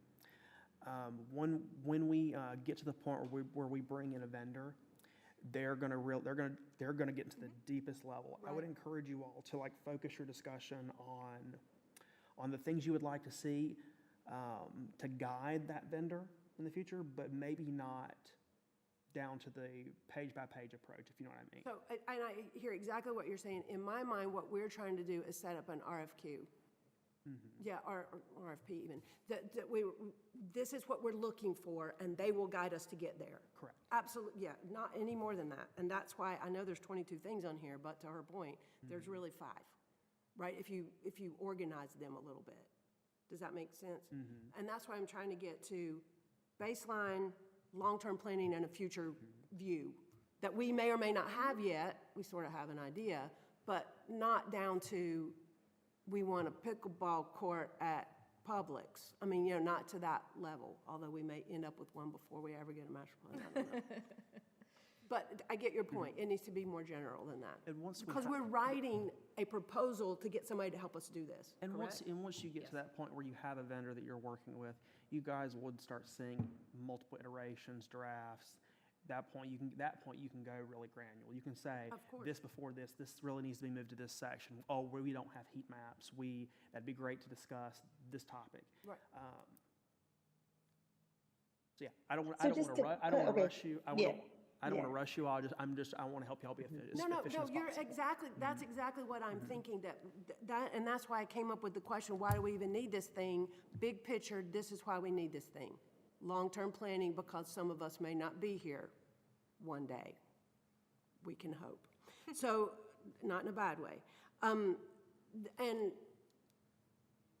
anyway, that's why we had these two very general questions, and anything else here is probably just us making notes, right, as we were talking about this.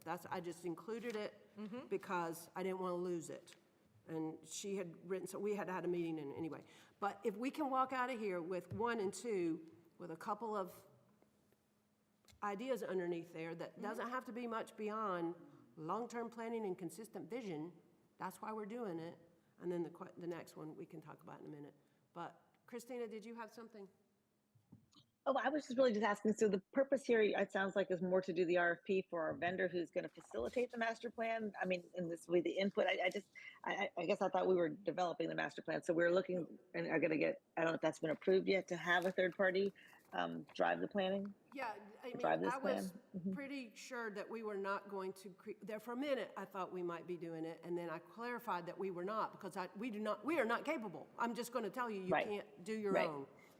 Yeah, so we have someone who's going to be, or we have that's in the current plan for this year too, as well, to. One of the CIP things, it's like the second one in the parks list that we just went over. Yep. Is the vendor for this new master plan, and it's slated for this coming fiscal year, 25, 26. Okay. Yeah, so those were my words, that we are basically creating the RFQ, request for qualification, really RFP, request for a proposal from some people to help us do this. And I guess in 3 people to help us do this, and we'll pick one kind of thing. But the more, the better idea we have of what we're trying to do, not detailed, Austin is absolutely right, because we can waste a lot of time going down the wrong rabbit trail there. Is that rabbit trail? That's not the right word. Rabbit hole.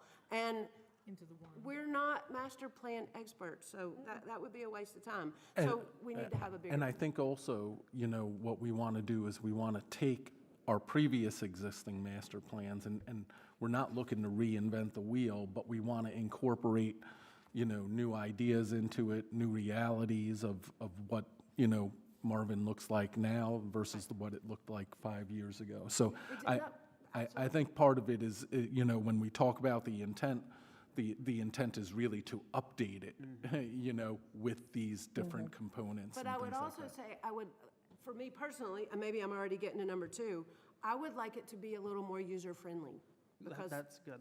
Use these discussions, this opportunity to talk about the things you like and don't like about the current plan. What do you think is missing? Yeah. What do you think needs more detail? What do you think maybe is over-talked about? Where do you think we're getting in the weeds in the current plan? That's a level I would encourage you to focus your discussions on.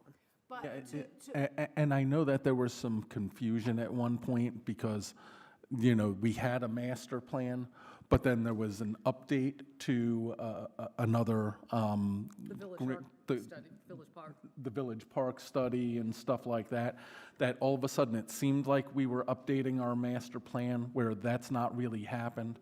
So I think part of it's making sure that we look at those as kind of 2 distinct things. Looking at what we did in that updated document that we did have worked on and had vendors come into and really kind of bring that together. So, I'll just go back to the beginning of this. We have 2 questions to try to just get us walking in the right direction, or in a direction. I will say, I hesitate to just take this document and go page by page and say, I don't like this page. I know that's not what you mean.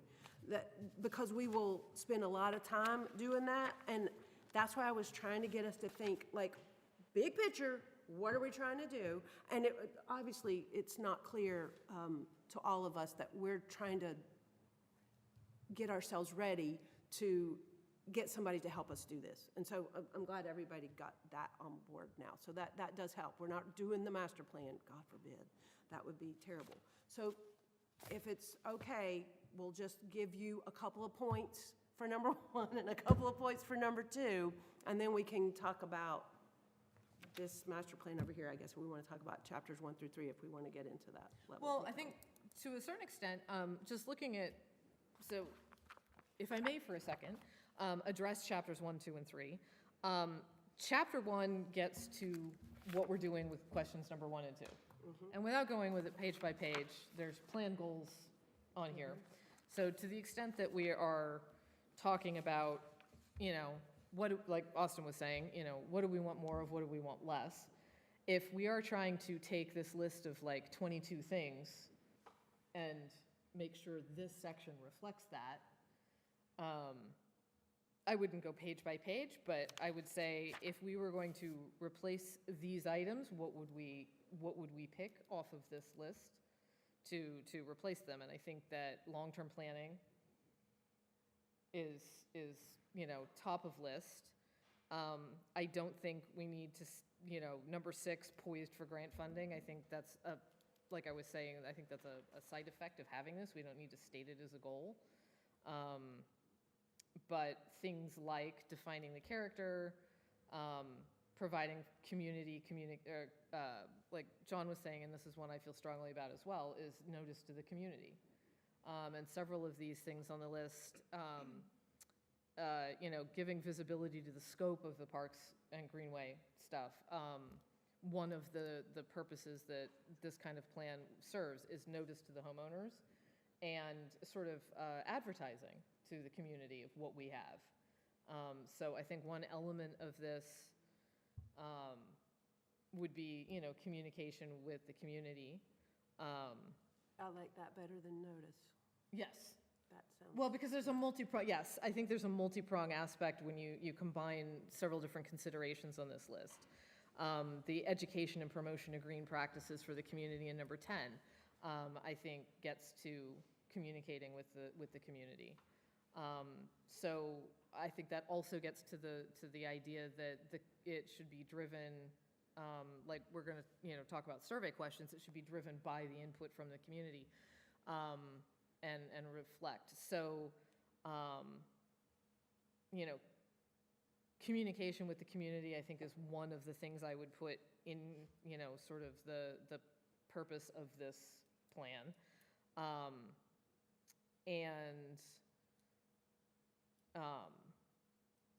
And then also, could throw in sort of just an overall blanket thing in addition to long-term planning is obviously, balancing environmental demands with providing amenities, and several different things can come under that heading, which would be some of the maintenance stuff that you put in, like the best practices for maintenance, and our emphasis on sustainability and responsible development is definitely a plan goal. And so kind of all together, those lump into, balancing development with sustainability. So, I mean, if we were going to have, like you said, what was your target, 3 to 5? 3, that's 3. Three to 5 goals. They had 6 here.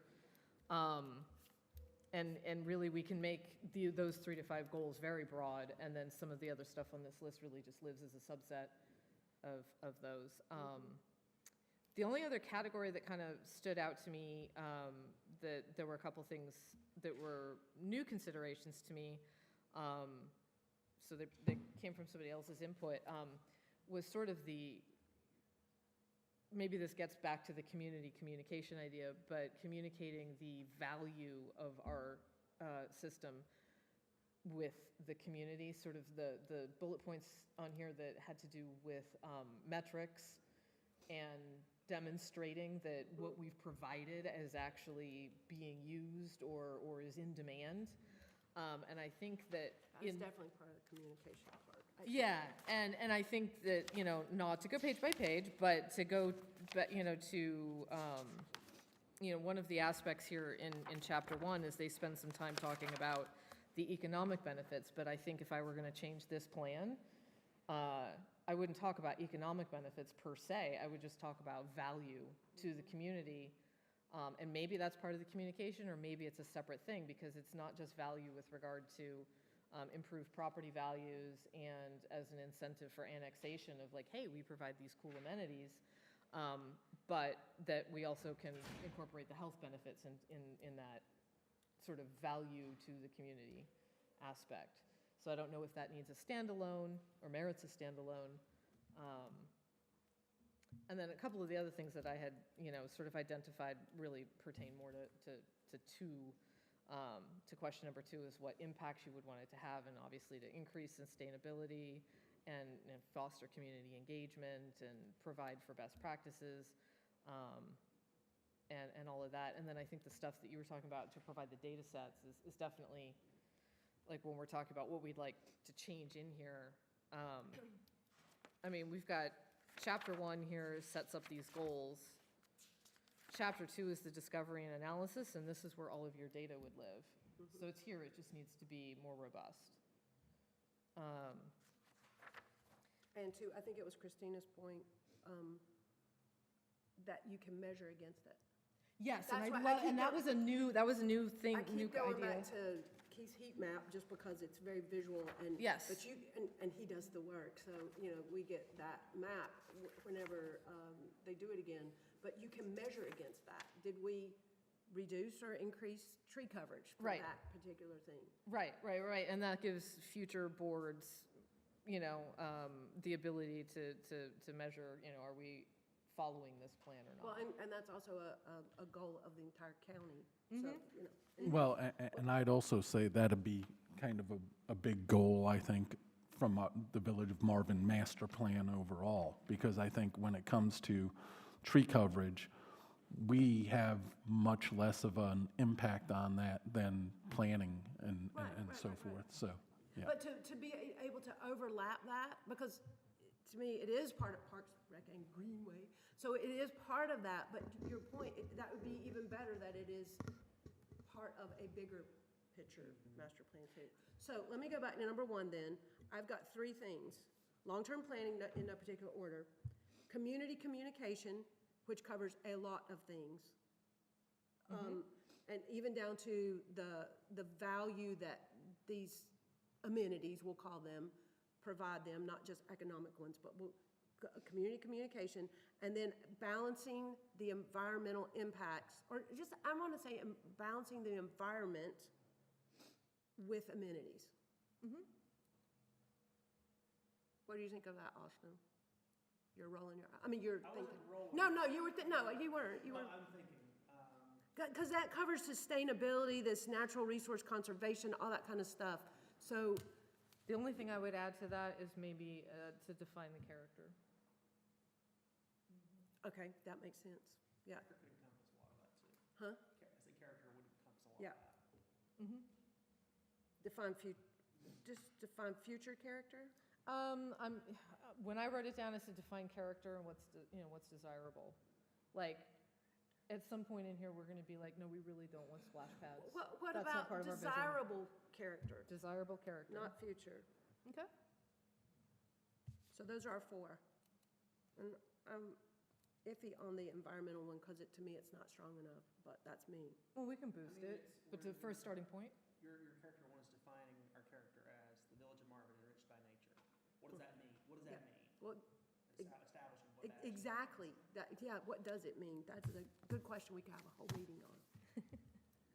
Well, and that's what using these things that all of us collectively came up with, that was something that popped up, in number 9 and number 16 and number 10 on the second question, is what do we want things to look like? What amenities do we want to provide for? What activities do we anticipate? Like, what do we want to invite here and what do we not want to invite here? What do we want to contain? And how much of it, and what level of green versus other things, and when it gets into the weeds, it'll be like, where do we favor trees? Where do we favor meadows? So that was sort of the aspect that was, at least to me, included in defining what the desirable characteristics of all of this would be. So I'm cool with that short list of 4 things. Those are the 4, yeah, and we'll probably wordsmith them some. But number 2, what impacts or effects, what guiding principles, however you want to word this, do you want, so this is kind of dreaming. What do you want, in the end, what do you want this to feel like kind of thing? That's touchy-feely. But and there, oh Lord, there's almost as many as this one. There are. But that's okay. And this, to me, does not really fit with the rest of this necessarily. I mean, it's not, it sort of guides an RFP process, because you're kind of saying, this is kind of where we're going with it. This is what we would like the outcomes to be. So in the end, I would prefer that things were calmer and greener and everybody got along, like it's, Star Trek world over here, that everybody just gets along with each other. That's hard to put into, but that, as long as that feeds back into our things in number one, increase community communication. If we build a plan that improves community communication, then those things happen. Yes. You see what I'm saying? Yes. This is not, number two is not necessarily something that we put in there. It's kind of where we want this to end up. Yeah, and I think that I tried to articulate at one point a difference that I was having between, the concept of plan and then the elements of the plan. Yeah. Goals versus, impacts. So I think the four goals that, the four purposes that we just identify are nice, are overreaching, but things that I would break out as being specific to number two would be to bolster your sustainability concept, is that is one, like, you as a board member, and I think several of the rest of us also would like to not just, I think you said this to me, not just maintain the status quo, but actually Improve it. increase, even with development. It was number one. Yes, there you go. It just was. I mean, that's- So I think that in subset number two, or in question number two, we can break out a few of those goals more specifically than the number one question. So I think that things that break out there is increasing the greenness. And like you said, we can wordsmith some things, but for a shorthand, increasing greenness.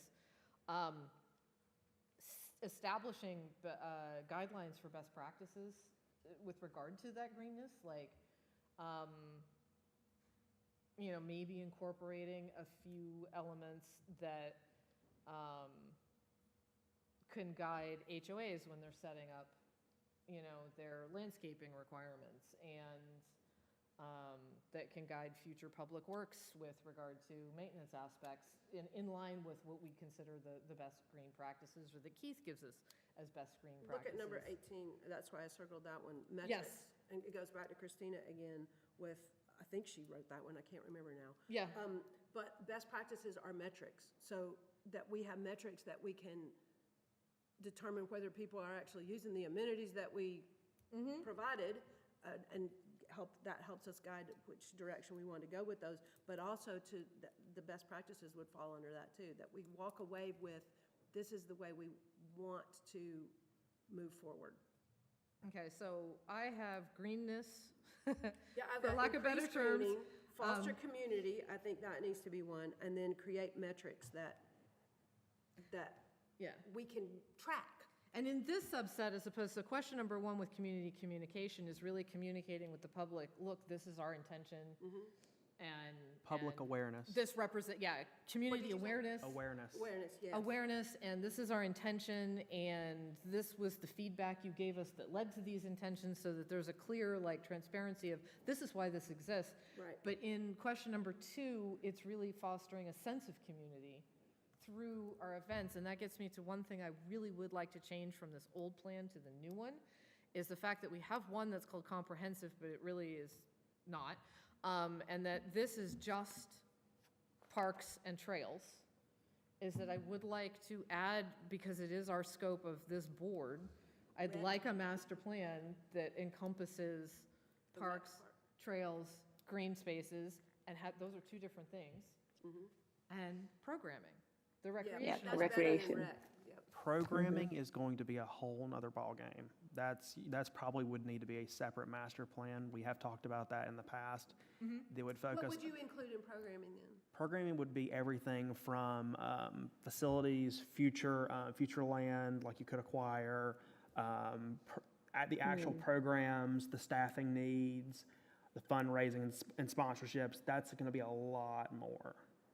Could we? But at would it least- be recreation as it kind of complements parks and greenways? I'm thinking, right, maybe that's where we were going. What was the recreation that's part of the parks or the offerings that tie back to PR&G? I guess there's the distinction you're saying, Austin, things that are broader for the village than just, I would encourage you to be cautious about expanding the scope a lot more, just because parks, trails, green space, that's already a lot to cover. Programming, you're going to go into a lot of different topics.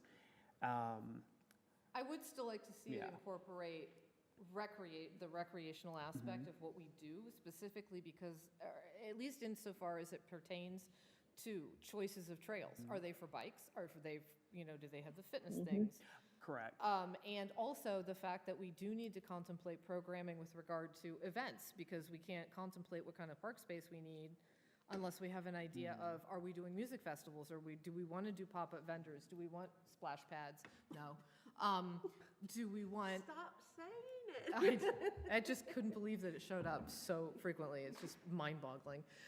So I do think that in order for this to be useful, it needs to it needs to get into that. But I totally get your point with regard to, staffing and, I mean, this previous plan did have some aspirations for annexations and future parks and things like that. So a little bit of that, but we need to contemplate and provide that framework of desirable character or whatever with regard to, yes, we would like to facilitate these kinds of events and have a list of those events, as opposed to we would not like to facilitate these kinds of events. So, like, for example, dog parks was on here, and I probably was one of the people who even mentioned that.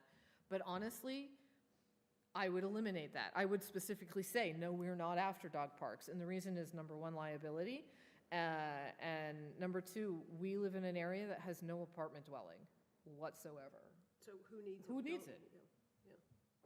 So there's no reason for it. And so that kind of thinking, I guess, when we get to a granular level, is something that I do think is appropriate and would like to see in here, not just trails, which right now, when you go through this is trails. That's it. One final note, as your timekeeper, your time lord, Yes. we're down to about 10 minutes. 10 minutes, Yeah. yes. So with that said, this programming, big picture, what can we call it to still encompass what she's talking about? Because I agree. Just keep it at base level recreation. Talk about your So your recreation. base The word your recreation base works for goals. us. But when you talk about program, that specifically, you're going into like the uses of space. That word that gets. The uses of space, sporting events. You're going No, very deep in the weeds I into an hear what area you're we saying. really haven't developed yet as a village. No, that's fine, but we like rec. Yeah, okay. You good with that? And maybe we do. Yes, I'm fine with whatever. Because that hey, can mean a lot of Hey, things. I have a legal background. I am all about parsing words. Okay. At the end of the day, staff is here to provide recommendations. You guys, as the board, make the ultimate decision. So if you disagree with anything that I say, please make No, that but that's, note. Please I'm make that asking known. you because you have a very different perspective. So if we've got increased greening, foster community, create metrics, which include established best practices and all that stuff, and for that matter, baseline stuff. And recreation is that, I mean, we're just including that now as part of the title. Yes, Big, that's way not even on this list. Yes. That is just one of the topics that these things I would like to see incorporated in our thought process when we get lower down. And I'm going to add one more, just because I like 4 for some reason today, preserve the character. Such as it is, whatever we decide Whatever it we've is. defined that character. If that means preserve. we have to place a horse here and there, just, at will. All right, so Or a hill splitter. And so those are those 3. I don't really want to worry about the other things right now because we don't have time and because we don't need to. They were just here for yeah, because like you said, we don't want to lose the continuity. information. I don't want to lose Yeah. the information. But those should be our 4 under 1 and our 4 under number 2. Okay, so as a working living document, or process, I'm fine with those. Does anybody else have changes, comments, concerns with those? What I will do is take those 4 topics and then put everything else underneath them so that we don't lose anybody's thoughts. And if there's a couple of things that end up in a parking lot, they'll end up, I'll just put those in. Well, and over. if there's a significant number and they tie together, maybe we add a fifth category or Yeah, it points up exactly. something, but, And okay. then we can get to 3, 4, and 5 some other time. And 4. No, that's 3, 4. Well, especially when we have that map that we were talking about. Yes. Okay, so as far as covering, so I think that covers this. Chapters 1, 2, and 3 of the existing plan, like I said, my goal with chapter 1 was just to look at the plan goals page and the following page where it shows the benefits. And what we just talked about, I think, is the replacement for that information. And as far as plan organization goes, I think, we make the discovery and analysis section much more robust. With the data-driven stuff that Christina would like to see, and I agree is very important. And then chapter number 3 is public engagement, which is the survey stuff. So as the last item on our agenda for today, we have 6 minutes to cover survey questions and wrap up. Encourage you to think about homework and planning for the next meeting too. Yes. So as far as survey questions, anybody have anything they want to shoot out right now for a list that exercise just engendered? The big one, you're talking about survey questions, right? Yes. Yeah, that big one is, what does green space mean? Okay. We've been talking about that. And Yes, what the does difference quality of life mean? Yes, because I did notice on the survey that was included in here, there was a question that was like, the question must have been something along the lines of, are you in favor of green space? But unless that's defined for them in the survey, I don't know what the respondents, the 80% of respondents who said yes, were thinking about. Were they thinking Exactly. about completely untouched, no uses, or not? So green What does space definition. mean? And what is quality of life or character, or any of those words? One thing we are going to encounter with this survey, once we get to the point where you guys like it, the council likes it, when the vendor comes on that will ultimately distribute it, they will do one final review to make sure that there's no there's minimal subjectivity, that there's It's not no leading, leading it's- questions, yeah, correct. absolutely. So I don't want y'all to get that I level. appreciate that, because I had a couple of comments that some of these were leading. Mostly not. I mean, they were Yeah. mostly okay. The ones that are on here have already been through the ringer. Well, it's good. Yes, That's good. they've Yeah. been discussed a bit. Yeah. Do we have, I guess the questions, I was just maybe in general on these were, it didn't, maybe more opportunity for open-ended. I guess I didn't feel like you got much of a sense of, are we asking folks, do they even use our amenities, or which amenities are they engaged in today, right? I mean, do they actively use our greenways? What frequency? The parks themselves, the gardens? I mean, is that part of a survey, or is that done differently, to assess current usage? Like, do you know where Marvin Eford Park is? Or not? I mean, Right. it's kind of funny, but Have you not walked really. on a greenway in the last month? I mean, I'm just thinking, I mean, not that specific question, but I was just thinking, are the folks who are responding, are these going to be people who are actively, like you said, aware of what we have, or are we only going to be touching those who, are people who are very much involved? So that was kind of jumped to me, and that was. It's a good point. In between meetings, if you guys think of a question that you don't want to lose it, Mm-hmm. you can either jot it down for the next meeting, or you can go ahead and send it to me, and I can keep a running Okay. document of Or you questions. can So you're send the it you can keeper? send it to Austin, you can send it to me. Okay. I will be developing a running list, much like Christina threw together all of our thoughts on the answers to these 2 questions. So do the same with survey questions. I'm good with that. Well, then that's what, I think that's what we ought to do, because I have a ton of these. Yeah, just shoot it, just But Okay. a document, send it to me, Yeah. and I think to Christina's point, what she's asking, though, is almost a demographic qualifier, not when you ask, which neighborhood do you live in, how long have you lived here, and all that, how often do you use the trails? Do you know where the park is? I'm being sort of facetious, Well, but not really. Keep in mind that these will be sent out to each residence. Yeah, So, residents, Response per household. okay. yeah, so you're not asking questions necessarily on an individual nature, but you just have to make sure you ask them broadly enough to include all members in a household. Okay, that's good to know, too. But it is interesting to parse data relative to, I don't know where the park is, this is my idea of what a green space is. It would be interesting to know those correlations, right? And so I think, Christina, your questions are good to kind of narrow down where people align, if that's, but I'll send you mine.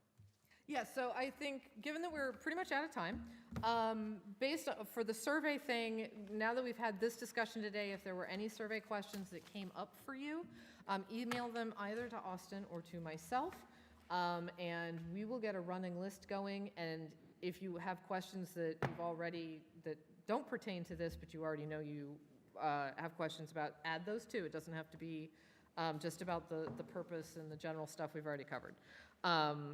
And we can we can do the same thing we did with this list, with that list in the future.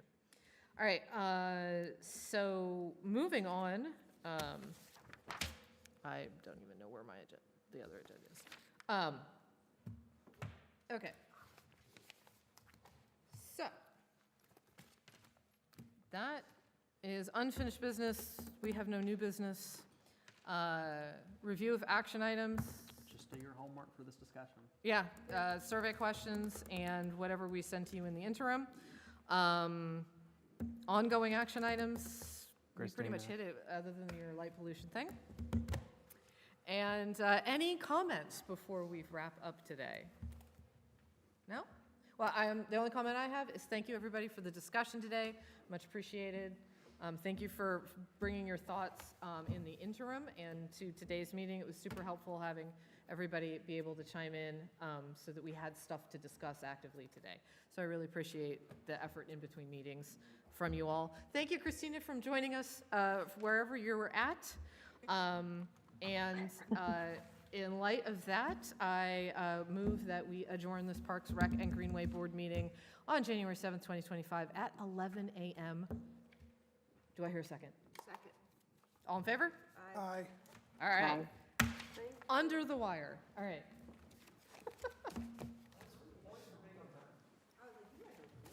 Started on time, ended on time. We have a lot to cover, Bay. Yes. Do we have a Marvin? You guys a 1 hour time limit. I was trying to do under an hour, but it's just not happening. Do we have a Marvin Day meeting? Yes, we do. I'm coming. I know, otherwise. Yes.